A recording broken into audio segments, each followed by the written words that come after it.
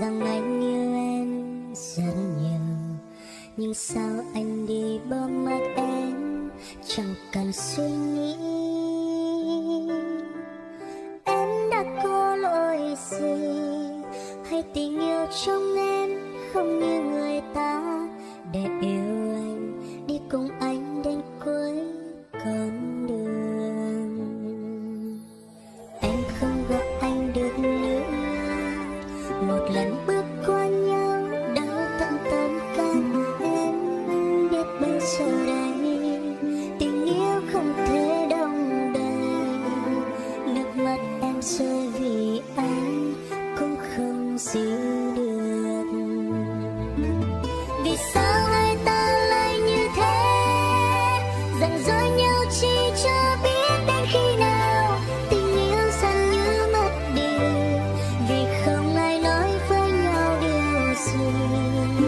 Phải chăng mọi chuyện đúng sai đều có lý do. Em yêu anh nhiều lắm, chỉ muốn bên anh không muốn phải xa rời.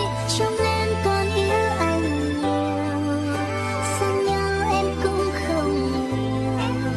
Hai ta cứ lặng lẽ yêu, lặng lẽ rời.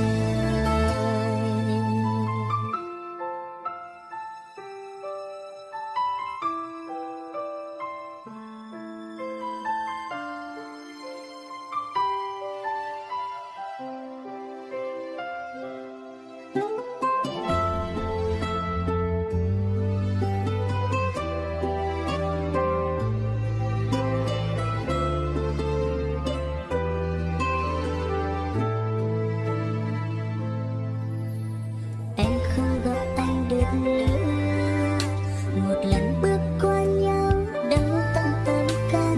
Em biết bây giờ đây tình yêu không thể đong đầy, nước mắt em rơi vì anh cũng đã muộn rồi. Vì sao hai ta lại như thế, giận dỗi nhau chỉ cho biết đến khi nào tình yêu dần như mất đi, vì không ai nói với nhau điều gì. Phải chăng mọi chuyện đúng sai đều có lý do. Em yêu anh nhiều lắm, chỉ muốn bên anh không muốn phải xa rời.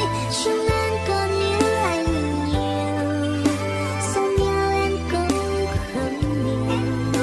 Hai ta cứ lặng lẽ yêu, lặng lẽ rời.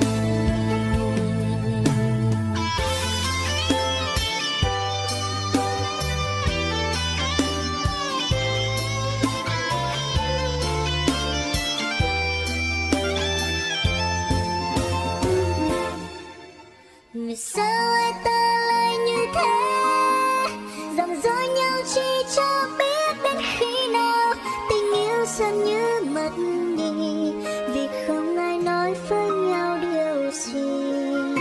Phải chăng mọi chuyện đúng sai